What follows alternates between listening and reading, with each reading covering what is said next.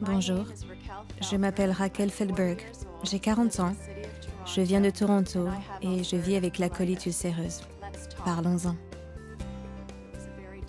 Quand la maladie est arrivée, ça a été une période très difficile parce que j'allaitais encore mon bébé. Mes symptômes sont apparus du jour au lendemain. Je suis allée aux toilettes, j'ai ressenti une brûlure et je savais que j'allais être malade. J'avais du sang dans les selles et une diarrhée très importante. Alors mon mari m'a emmenée à l'hôpital. La peur que j'ai eue cette nuit, c'était vraiment très difficile.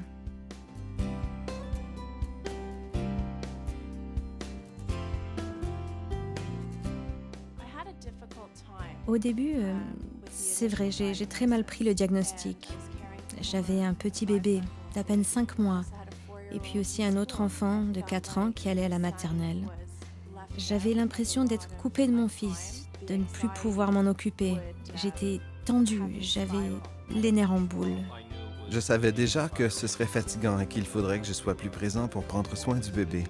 Mais c'était notre deuxième enfant, alors je pense que j'étais prêt à en assumer un peu plus. Je suppose que ça a contribué à faire de moi un père un peu meilleur. Sur le plan émotionnel, j'essaie de détendre l'atmosphère le plus possible et même lorsque Raquel est malade, je fais des blagues. Parfois ça l'agace, mais pour moi, c'est un moyen de composer avec les situations.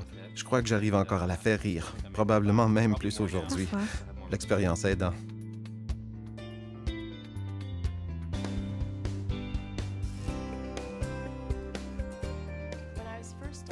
Lorsqu'on m'a annoncé le diagnostic, je n'ai pas trouvé nécessaire de mêler mes enfants à cette partie de ma vie.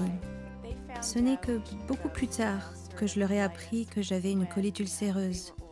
Quand ils étaient plus grands, quand ils étaient en âge de comprendre qu'il s'agit d'une maladie, que c'est une maladie que l'on peut traiter et qu'en aucun cas ils aient à craindre que leur maman soit malade.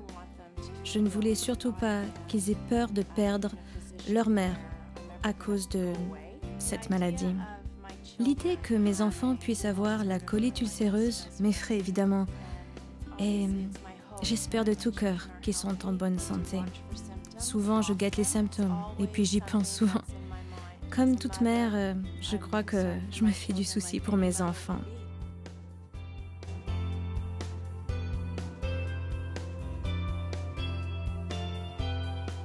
Après ma deuxième coloscopie, je ne me sentais pas bien. J'avais en quelque sorte accepté le fait que peut-être je ne me sentirais jamais mieux que ça. Je suis vraiment attentif à ces symptômes. S'il y a un changement dans son traitement, même parfois lorsque Raquel a tendance à persister à prendre un médicament qui ne fonctionne pas, je la pousse à consulter son médecin pour voir s'il n'y aurait pas une autre solution qui pourrait l'aider davantage. C'est que Raquel a toujours eu un seuil très élevé de tolérance à la douleur. Alors il lui arrive d'endurer des choses que bien des gens n'endureraient pas. Si vous avez la chance d'avoir du soutien d'autres membres de votre famille, eh bien, je crois que c'est vraiment très bien de pouvoir avoir ce répit.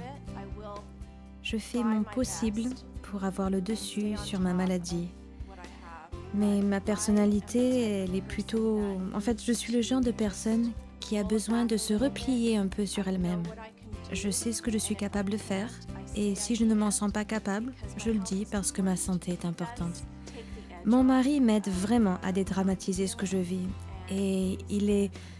Enfin, tu es pour moi un soutien précieux, et tu sais, je ne pourrais souhaiter de meilleurs compagnons à mes côtés pour traverser les périodes difficiles, tu sais. Merci. Merci.